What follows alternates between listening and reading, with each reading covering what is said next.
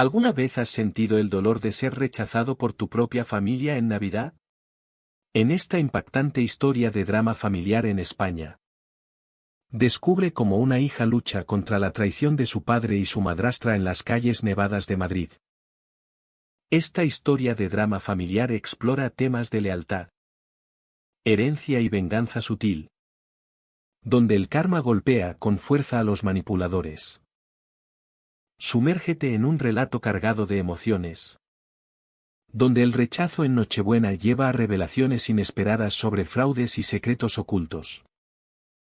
Si te apasionan las historias de drama familiar llenas de giros inesperados, no te pierdas esta narración que te mantendrá al borde del asiento. ¿Estás listo para ver cómo la justicia se impone? Historia drama familiar. Estaba de pie en el porche de mi padre, con la vieja receta de mi madre aún caliente en mis manos. Y él me dijo que me fuera como si fuera una desconocida. A la mañana siguiente, llamó para exigir la llave de la propiedad que mi madre me dejó. No grité. No lloré.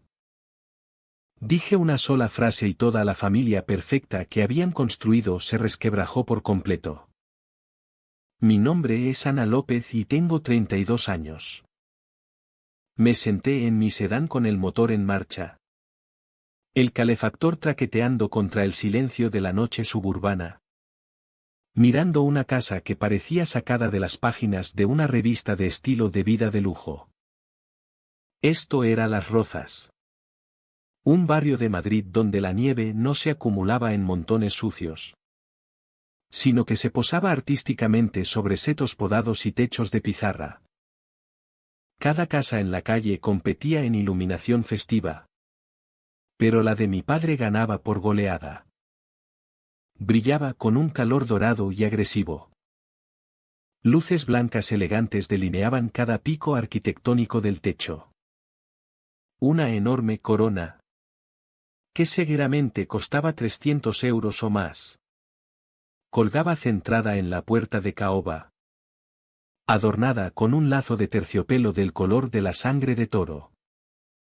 A través de la gran ventana saliente, podía ver la silueta de un abeto de 3 metros, cargado de adornos que probablemente valían más que todo mi coche. Era hermoso. Era perfecto.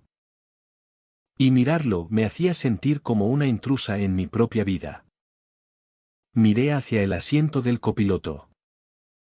Allí, acurrucada en una caja de cartón forrada con paños de cocina, estaba una tarta de manzana. Aún estaba caliente. Podía oler la canela y la nuez moscada superando el aire viciado del sistema de ventilación de mi coche.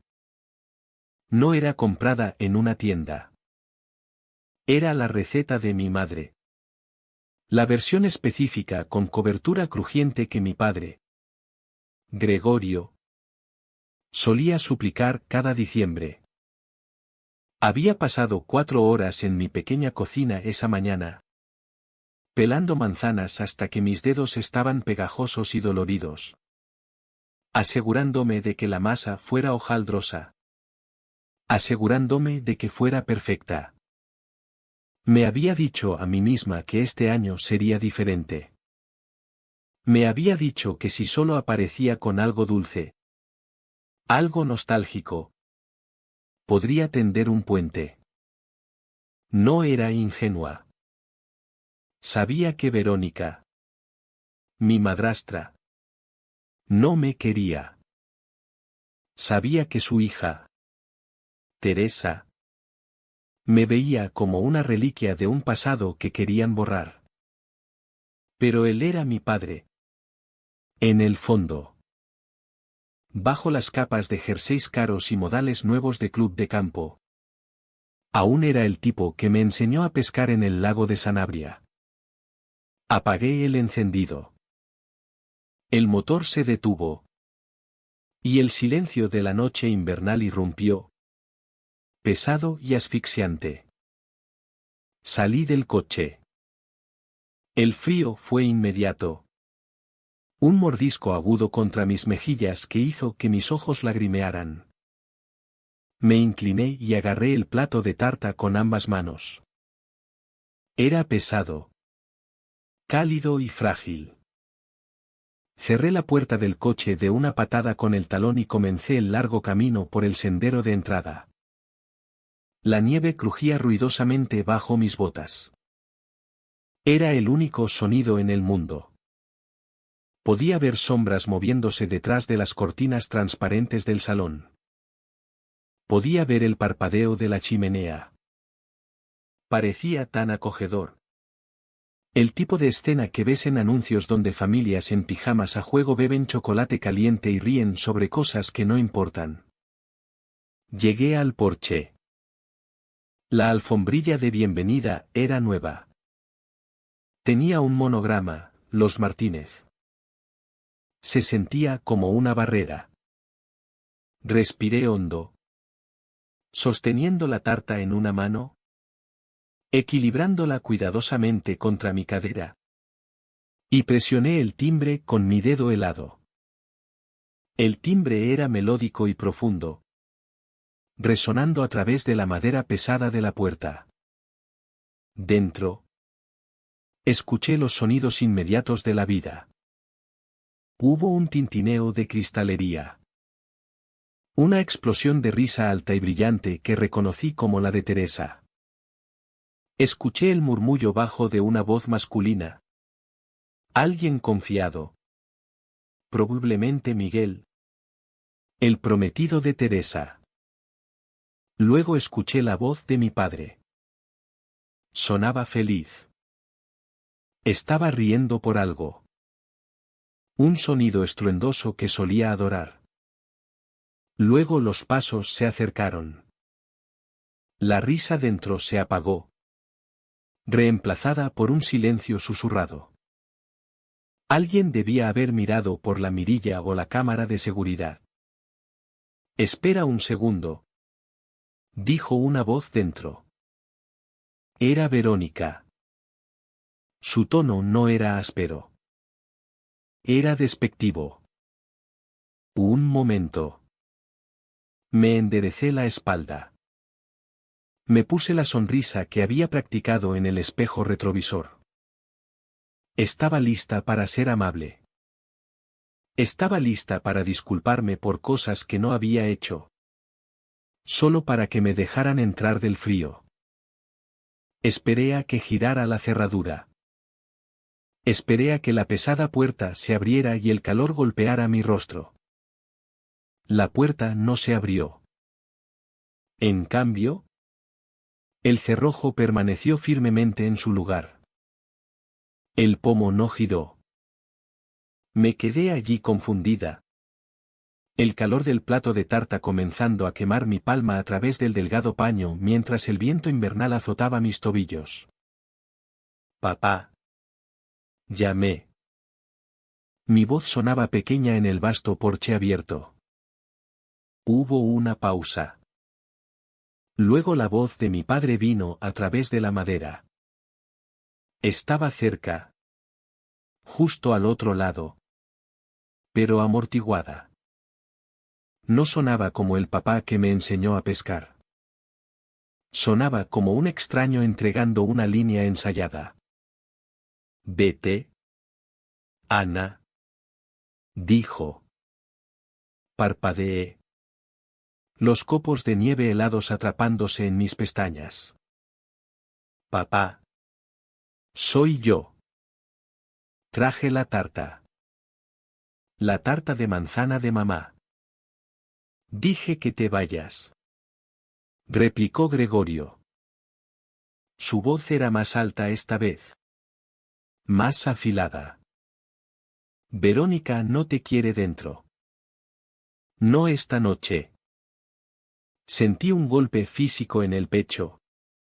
Más fuerte que el viento helado. Papá. Es Nochebuena. Conduje 40 minutos.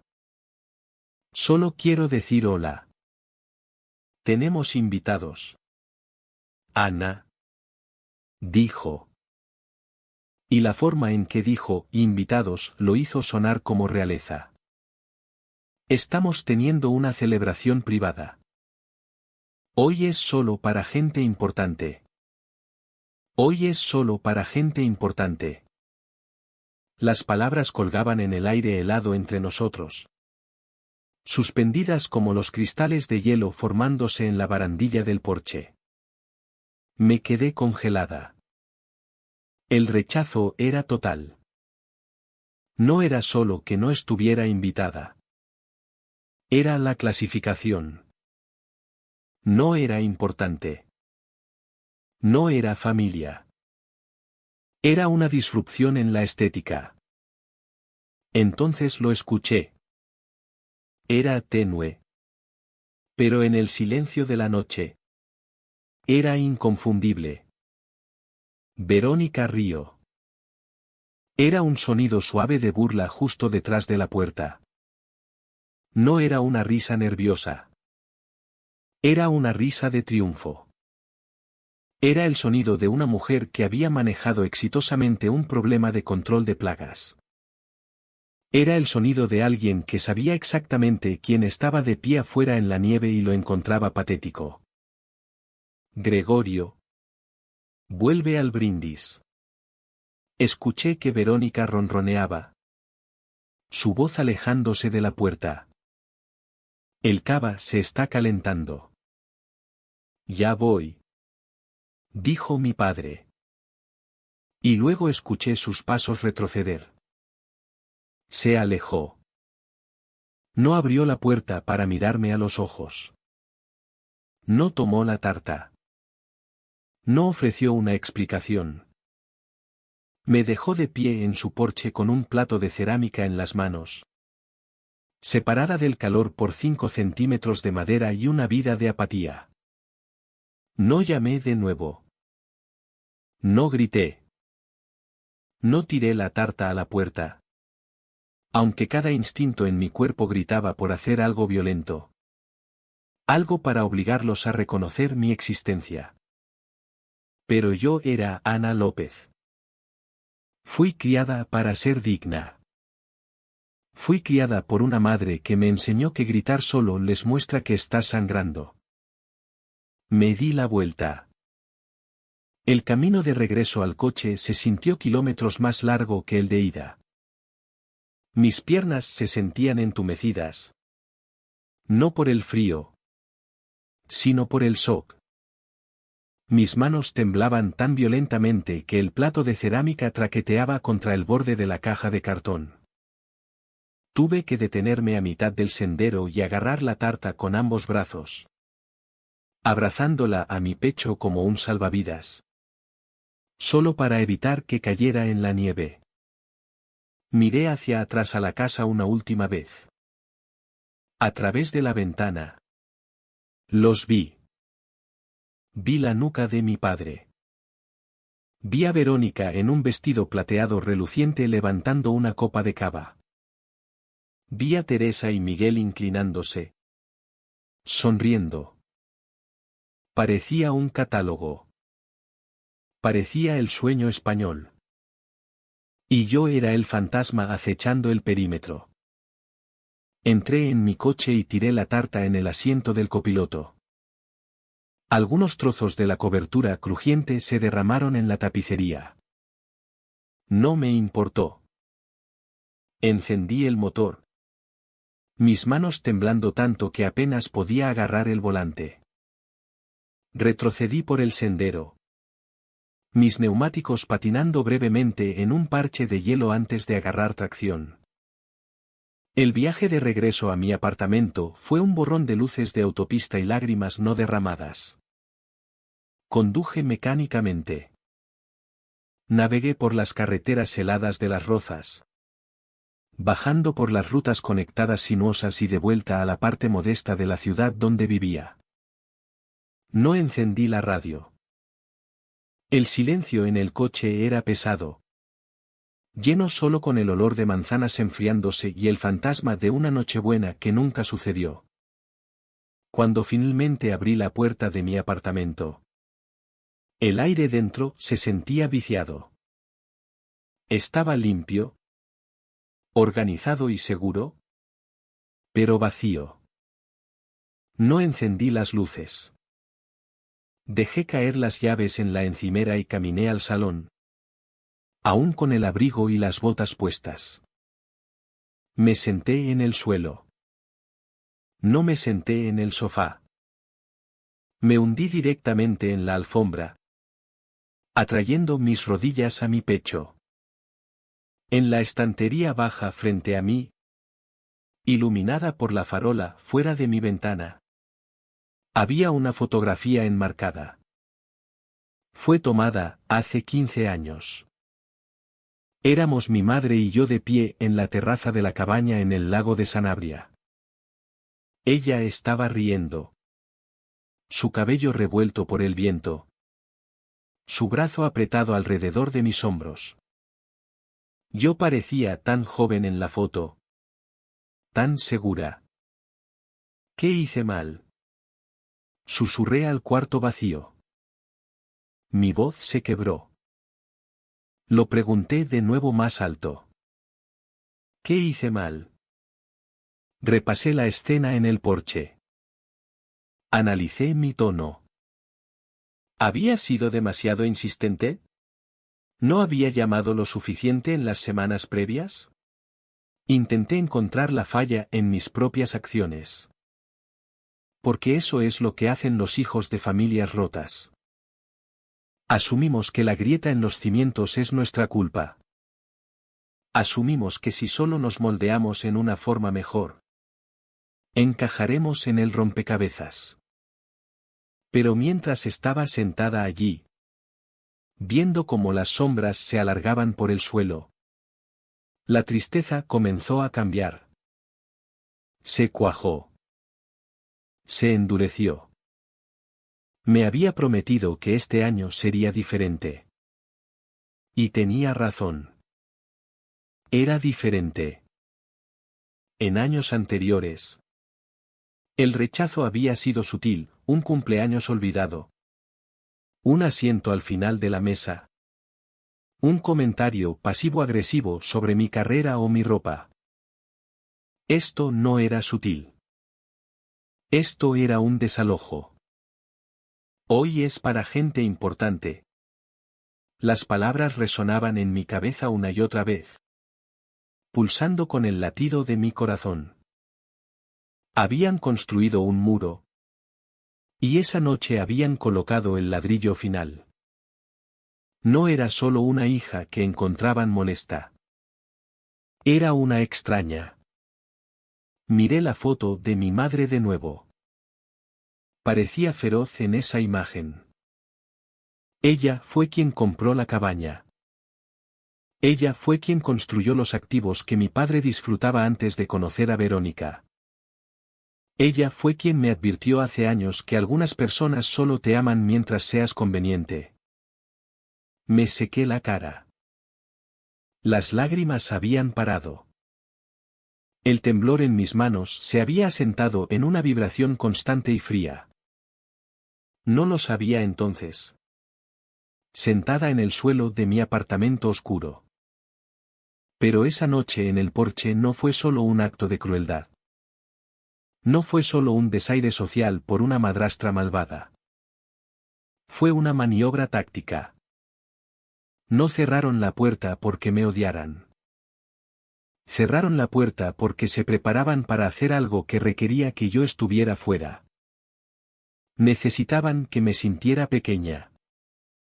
Necesitaban que me sintiera cortada. Necesitaban que dudara de mi lugar en el mundo para que cuando hicieran su próximo movimiento, yo estuviera demasiado débil para contraatacar. Me levanté y caminé a la ventana, mirando la nieve cayendo. Pensaban que el silencio de mi parte era derrota. Pensaban que al enviarme lejos, habían resuelto el problema de Ana López. Pero se equivocaban. Esa noche fue solo el movimiento inicial. Y lo que querían no era solo romper mi corazón. Venían por lo único que me quedaba. El sol apenas había salido cuando mi teléfono sonó. Eran las 9 de la mañana en el día de Navidad. Había dormido quizás 3 horas. Un descanso agitado y superficial en el suelo del salón donde finalmente me desmayé de agotamiento. Mis ojos se sentían arenosos y mi cabeza latía con el dolor de cabeza único que viene de llorar hasta deshidratarte. Alcancé el teléfono, entrecerrando los ojos contra la dura luz invernal que entraba por la ventana. La pantalla decía, papá. Mi corazón dio un salto estúpido y esperanzado. Por un segundo, olvidé la noche anterior. Olvidé el porche frío y la puerta cerrada. Pensé que quizás llamaba para disculparse. Pensé que quizás se había despertado. Visto el espacio vacío donde su hija debería haber estado. Y sentido el peso de su conciencia. Me aclaré la garganta. Intentando sonar normal. Intentando no sonar como una mujer que había pasado su Nochebuena abrazando un plato de tarta fría. Hola. Contesté. Ana. Bien. Te pillé. La voz de Gregorio retumbó por la línea. Sonaba sin aliento. Sonaba ocupado. Sonaba alegre. No había ni rastro del hombre que me había dicho que me fuera menos de 12 horas antes. La disonancia era tan chocante que en realidad aparté el teléfono de mi oreja y lo miré por un segundo. «¿Papá?» pregunté. Mi voz vacilante. «¿Todo bien?» «Bien. Bien. Todo es caótico aquí. Ya sabes cómo es», dijo, apresurando las palabras. Sonaba como un gerente de proyecto llegando tarde a una reunión. No como un padre hablando con su hija. Escucha. Necesito que hagas algo por mí. Necesito la llave de la cabaña. Me senté derecha. La manta cayendo de mis hombros. ¿La cabaña? Sí. El lugar en Sanabria. Dijo. Impaciente ahora. Verónica y yo hablamos esta mañana con el café. Teresa quiere ir allí la semana que viene. Quiere hacer sus fotos de compromiso en la nieve. Ya sabes. Junto al lago helado. Se supone que es escénico. Sentí que la sangre se drenaba de mi rostro. La cabaña en el lago de Sanabria no era solo una propiedad. Era el santuario de mi madre. La había comprado con dinero que heredó de su propia abuela. Mucho antes de conocer a mi padre. Era una estructura pequeña en forma de A. Metida en lo profundo del bosque. A 2 horas al norte de Madrid. Olía a cedro y libros viejos. Era donde pasábamos todos los veranos. Era donde aprendí a nadar. Y crucialmente, era el único lugar que mi padre siempre había criticado. Odiaba el viaje. Odiaba los insectos. Odiaba que el wifi fuera intermitente. No había puesto un pie allí en 6 años. Teresa quiere tomar fotos allí. Repetí. Intentando procesar la petición. Pero papá. Nadie ha estado allí en meses. La calefacción está bajada al nivel de mantenimiento. El camino de entrada probablemente está enterrado en 1 metro de nieve. Por eso va Miguel. Dijo Gregorio. Quiere ir un día antes para inspeccionar el lugar. Dice que quiere revisar la estructura. Quizás ver si necesitamos hacer algunas renovaciones para hacerlo más cómodo para la sesión. Es muy manitas. Ya sabes. Quiere asegurarse de que sea perfecto para Teresa. Me froté las sienes. La audacia era impresionante. Papá. Dije, manteniendo mi voz baja. Me echaste anoche. Hubo una pausa en la línea. Fue corta. Un mero hipo en su energía maníaca. Oh. Ana. Para. Dijo. Su tono cambiando de ocupado a despectivo. No seas dramática. Anoche fue complicado. Verónica estaba estresada. Ya sabes cómo se pone con las anfitrionas. Estamos pasando página. Nos estamos enfocando en la familia ahora. Teresa se casa. Es un momento grande para nosotros. Para nosotros. Yo también soy familia. Dije. Fue una protesta débil. Y me odié por hacerla. Entonces actúa como tal. Espetó Gregorio. La alegría se evaporó, reemplazada por el tono que usaba cuando era adolescente y olvidaba llenar el depósito de gasolina. Actúa como una hermana solidaria. Teresa ama ese lago. Se lo merece. No seas egoísta. Ana. Es Navidad. Por Dios. Sentí una ola de náuseas. Me estaba llamando egoísta en la mañana de una fiesta que había pasado sola. Pidiendo acceso a una casa que legalmente me pertenecía para el beneficio de una hermanastra que nunca había sido amable conmigo. Antes de que pudiera responder. Mi teléfono vibró contra mi oreja. Luego vibró de nuevo y de nuevo. Aparté el teléfono para mirar la pantalla. Se había creado un nuevo chat de grupo. Los participantes eran Verónica, Teresa, Miguel y yo. El título del grupo era Planificación Boda Sanabria. Los mensajes entraban rápido. Teresa, Ana. Mamá dice que tienes la llave. ¿Necesitamos entrar el lunes? Miguel quiere medir para la terraza nueva. Es para las fotos. Por favor. Envíala por correo express hoy. Verónica, sí. Ana. No seas difícil. Es para la familia. Envía la llave a nuestra dirección en Las Rozas. O mejor. Pásate y entrégala en mano. Podemos tomar un café rápido. Miguel, hola. Ana. Soy Miguel. Solo quiero confirmar el estado de la propiedad. ¿Hay alguna hipoteca pendiente? ¿Podemos acceder al registro de la propiedad para verificar? Solo para asegurarnos de que todo esté en orden para las renovaciones.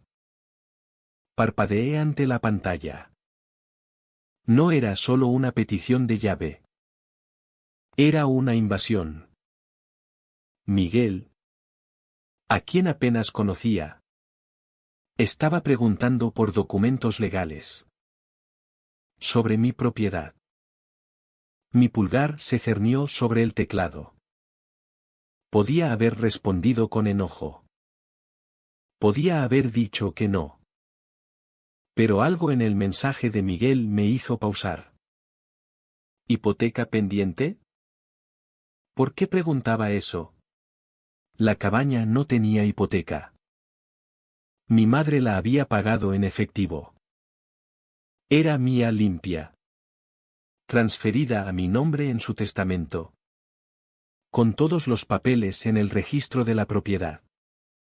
Colgué el teléfono sin decir adiós a mi padre. Abrí mi portátil.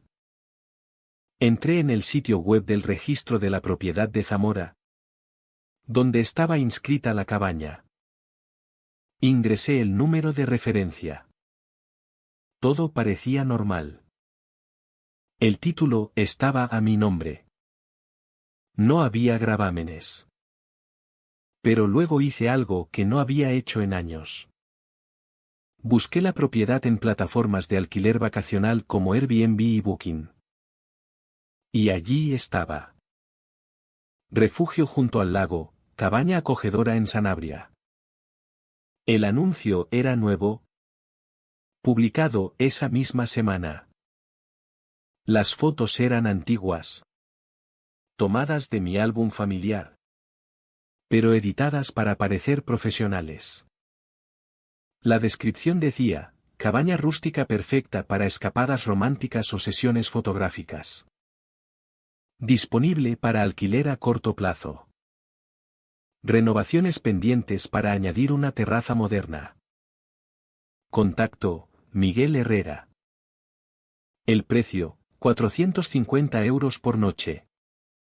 Mi corazón se aceleró. No había autorizado esto. Nadie me había pedido permiso. Y lo peor, en la sección de propietario, figuraba Gregorio López. Mi padre. Pero él no era el dueño. Yo lo era. Llamé al registro de la propiedad. Era día de Navidad. Pero tenían un servicio de emergencias para fraudes. Expliqué la situación. La funcionaria fue amable pero directa. Señorita López. Hemos recibido una solicitud preliminar de transferencia de título anoche.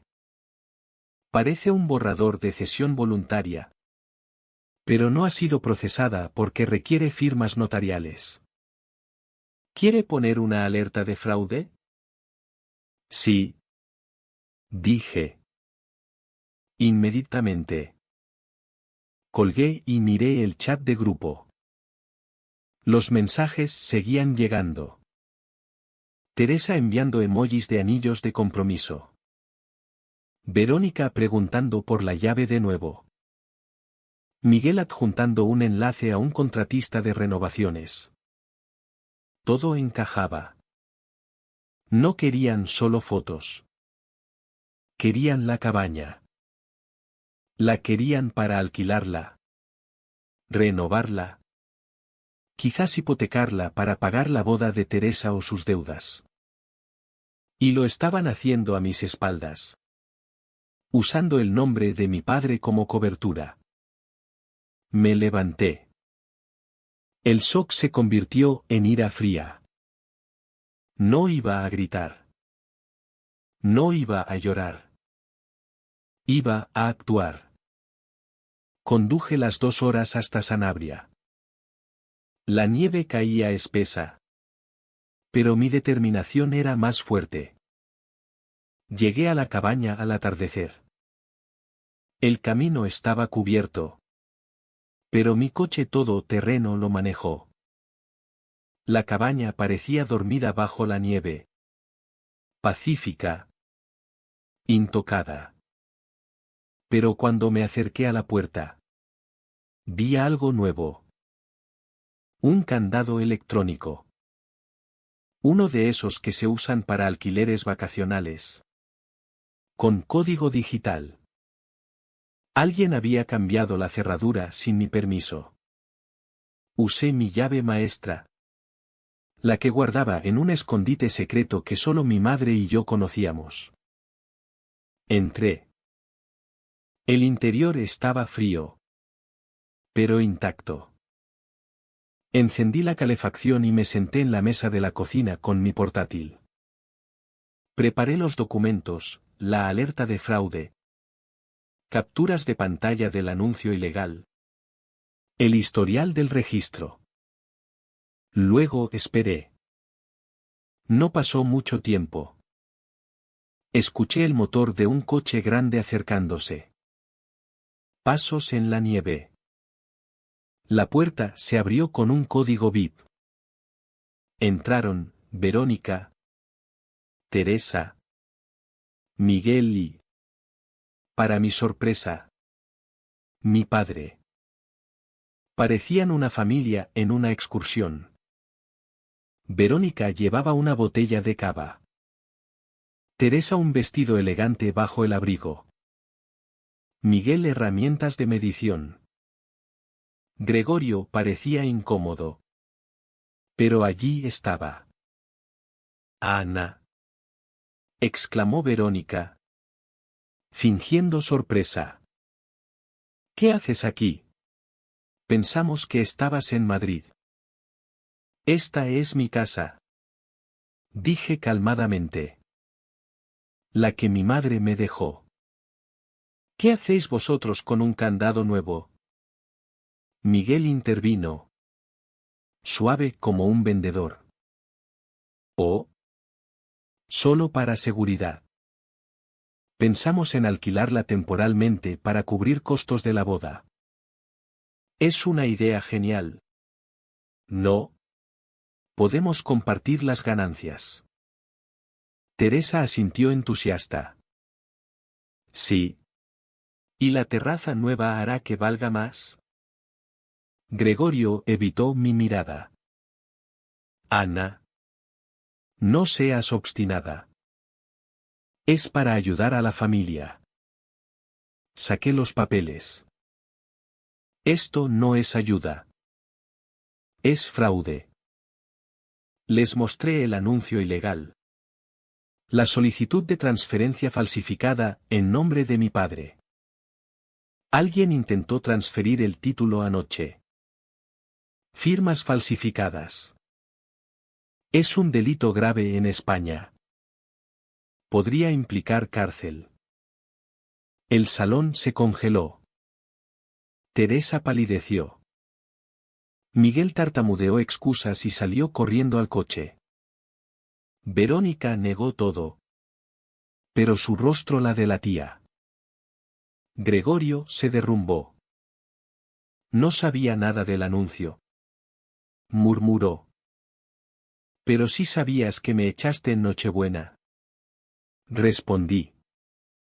Y sabías que pedías la llave al día siguiente. No conocías el mecanismo del fraude. Pero estabas dispuesto a ser el ejecutor. Verónica rió amargamente. Oh. Escúchala. Alta y poderosa. Piensas que has ganado. Ana. Pero has perdido a tu familia. Intentó arrastrar a Gregorio. Vámonos. Pero él no se movió. Tú vete. Dijo él. Yo no voy contigo. No volveré a esa casa esperando el embargo. Y ciertamente no fingiré que no intentaste robar a mi hija. Verónica se quedó helada. No puedes quedarte aquí. Ella te odia.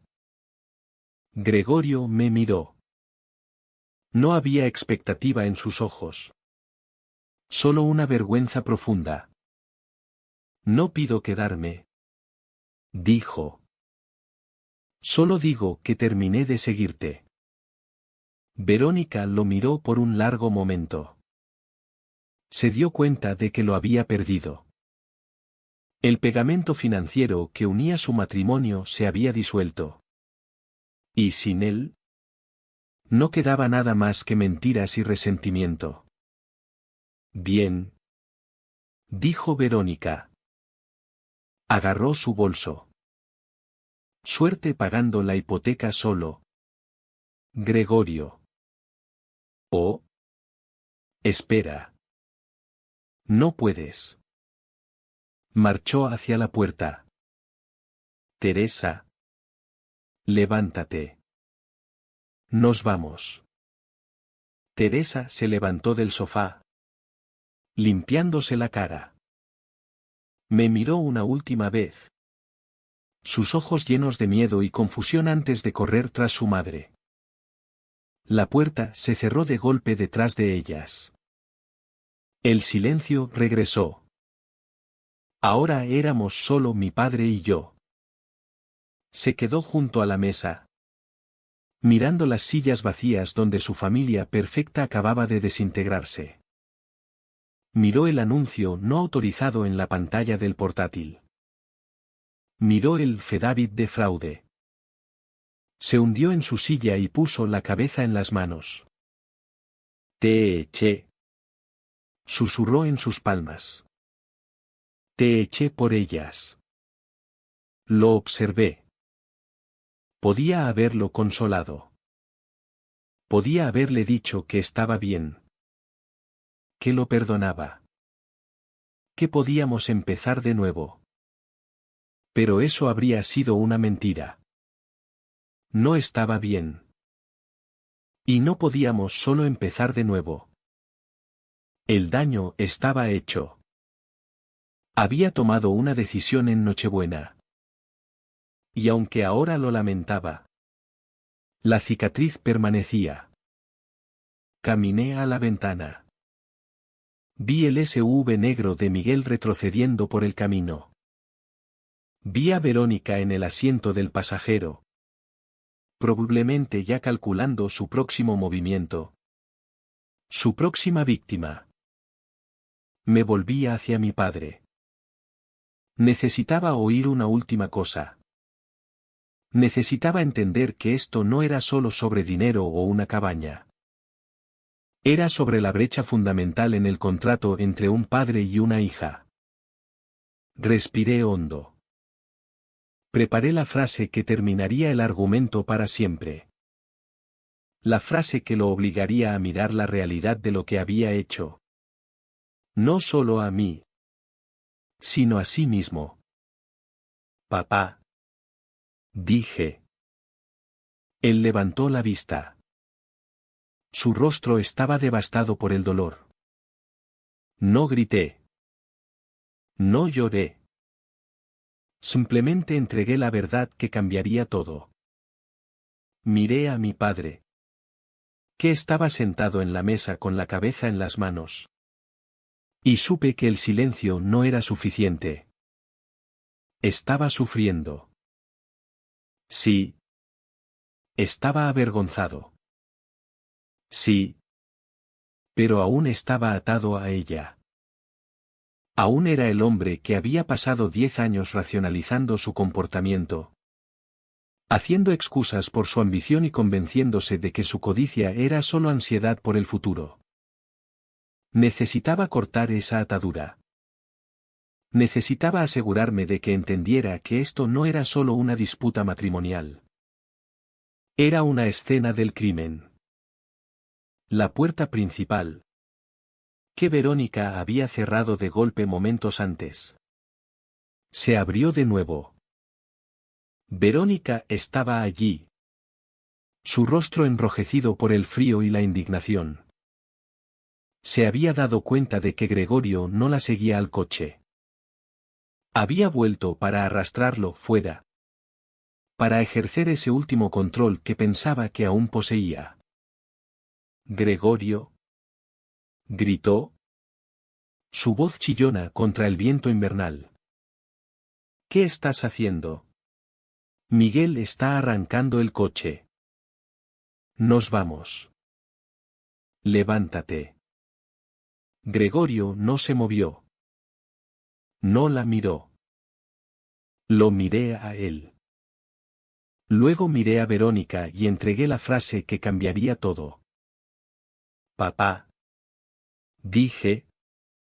Mi voz calmada y precisa. Cortando la tensión como un bisturí. El registro de la propiedad acaba de confirmarme que alguien presentó una solicitud de transferencia en tu nombre anoche.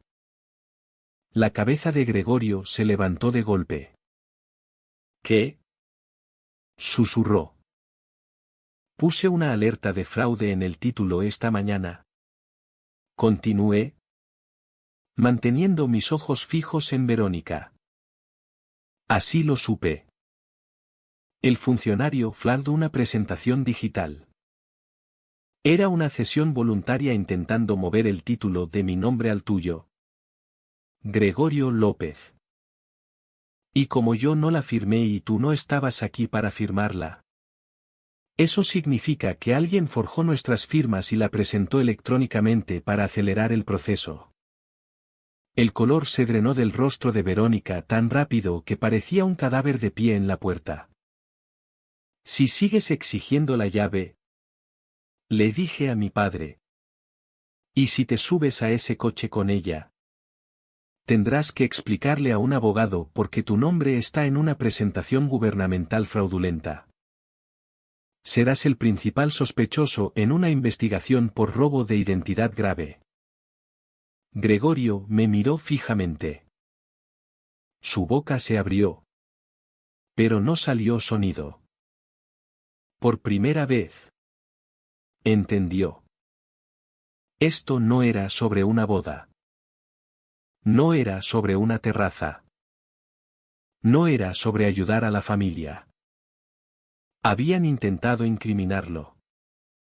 Habían presentado una transferencia en su nombre para que si el préstamo salía mal o si yo demandaba, él sería quien cargara con la culpa. Iban a usar su crédito, su identidad y su posición legal para robar mi casa. Y lo iban a dejar caer si todo explotaba. Gregorio se levantó. Se volvió lentamente hacia la puerta. Verónica dio un paso atrás. Parecía aterrorizada. Parecía alguien atrapado sosteniendo un arma humeante. Era solo un borrador. Tartamudeó Verónica. Sus manos revoloteando hacia su garganta. Gregorio. Escúchame. Era solo papeleo. Miguel dijo que necesitábamos tenerlo listo en caso de que Ana estuviera de acuerdo. No íbamos a presentarlo sin preguntar. Fue solo un malentendido del sistema del portal. ¿Un malentendido? Preguntó Gregorio. Su voz era irreconocible. Era baja, gutural y vibrando con una rabia que nunca había visto en él. Un malentendido no forja una firma. Verónica. Un malentendido no presenta un archivo a las 2 de la mañana en la noche de Navidad. Estábamos desesperados. Lloró Verónica. Lágrimas brotando de sus ojos. Lágrimas reales esta vez. Lágrimas de miedo. Lo hicimos por nosotros. Por la casa. Iba a decírtelo. Lo juro. Una vez aprobado el préstamo, lo habríamos arreglado todo. Pusiste mi nombre en un delito grave, dijo Gregorio. Caminó hacia ella. No parecía el hombre pasivo y gentil que ella había empujado durante una década. Parecía peligroso. Ibas a enviarme a la cárcel para pagar una boda. No. Chilló Verónica. Gregorio. Por favor. Miguel dijo que era seguro. Dijo que era práctica estándar. ¿Qué hiciste a mis espaldas? Rugió Gregorio. El sonido sacudió las paredes de la cabaña. ¿Cuánto tiempo has estado robando mi vida? Verónica no pudo responder. Se encogió contra el marco de la puerta. Sollozando. Incapaz de tejer una mentira lo suficientemente grande para cubrir la verdad que los miraba a la cara. Gregorio se detuvo a 1 metro de ella. La miró con total repulsión. Era la mirada de un hombre viendo a una extraña en la piel de su esposa. Sal. Dijo Gregorio. Gregorio. Cariño. Sal. Gritó. Sal de esta propiedad. Sal de mi vida. Si no te has ido en 10 segundos. Llamo a la policía yo mismo y reporto el fraude. Verónica jadeó. Lo miró. Buscando un rastro de la debilidad que había explotado durante tanto tiempo. Pero no encontró ninguno. Vio solo la resolución dura y fría de un padre que finalmente había elegido a su hija. Se dio la vuelta y corrió. Tropezó bajando los escalones del porche. Resbalando en el hielo. Corriendo hacia el SUV negro donde Miguel y Teresa esperaban. Gregorio cerró la puerta de golpe. Apoyó su frente contra la madera. Respirando pesadamente. Sus hombros agitándose con el esfuerzo de la expulsión. No hablé. Dejé que el silencio se asentara. Lo dejé oír el sonido del motor del SUV acelerando. Los neumáticos patinando en la grava. Y finalmente el sonido de ellos alejándose. Llevándose su caos y su codicia con ellos. Me senté de nuevo en el portátil. Tenía trabajo que hacer. Mientras mi padre se quedaba junto a la puerta. Intentando recomponerse. Entré en la plataforma de alquiler. Envié la orden final de cese y desistimiento. Flagué el anuncio como actividad criminal. En 2 minutos. El anuncio para el refugio junto al lago desapareció. Borrado. Entré en el portal del registro. Actualicé la alerta de fraude para incluir el intento específico hecho la noche anterior. Descargué el registro de transmisión como evidencia. Creé un rastro de papel digital tan grueso que si Miguel alguna vez intentaba escribir mi dirección de nuevo, su ordenador prácticamente ardería. Se acabó. El asedio estaba roto. Gregorio se dio la vuelta. Parecía más viejo. Parecía cansado. Caminó hacia la mesa y se sentó en la silla frente a mí. No miró los papeles esta vez. Me miró a mí. Ana. Dijo. Su voz estaba quebrada. Está hecho. Dije. Cerrando el portátil. El anuncio está abajo. La alerta está activa. No pueden tocarnos. Gregorio asintió lentamente. Miró hacia abajo a sus manos. Las manos que habían sostenido las mías cuando era una niña pequeña. Las manos que me habían empujado lejos en Nochebuena. Lo siento. Dijo. No era el defensivo, lo siento, que solía ofrecer. Era desnudo. Lo siento por no creerte. Continuó. Lo siento por dejarlas entrar en la casa de tu madre. Pero sobre todo. Lo siento por esa noche. Por el porche. Lo miré. Vi las lágrimas deslizándose por sus mejillas. Me rompiste el corazón. Papá. Dije honestamente. Me hiciste sentir como si no fuera nada. Lo sé. Susurró. Fui débil. Quería paz tan desesperadamente que estaba dispuesto a sacrificarte para conseguirla. Pensé que si solo le daba lo que quería, finalmente sería feliz. No vi que era un pozo sin fondo. Extendió la mano a través de la mesa. Palma arriba. Pero no me tocó. Esperó. Esperó a ver si lo permitiría. ¿Te extrañé? Dijo. Extrañé a mi hija. He estado extrañándote por años. Incluso cuando estábamos en la misma habitación. La dejé empujarte fuera. Miré su mano.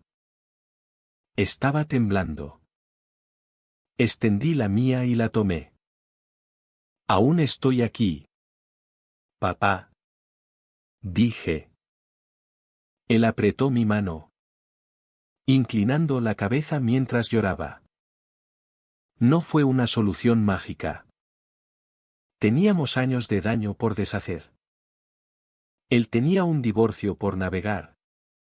Un lío financiero por desenredar y mucha confianza por reconstruir. Pero la infección se había ido. La fuente del veneno había sido cortada. No me vengué de él. No le restregué la cara en ello. La verdad era castigo suficiente. En las semanas que siguieron, las consecuencias fueron rápidas y brutales para ellos. Miguel, sin la garantía de la cabaña, no pudo asegurar su préstamo. El negocio del que se jactaba resultó ser un castillo de naipes construido sobre crédito. Se declaró en quiebra 2 meses después. Teresa, dándose cuenta de que no había dinero ni estatus por ganar, lo dejó antes de la fecha de la boda. Verónica intentó pelear el divorcio. Intentó reclamar pensión compensatoria.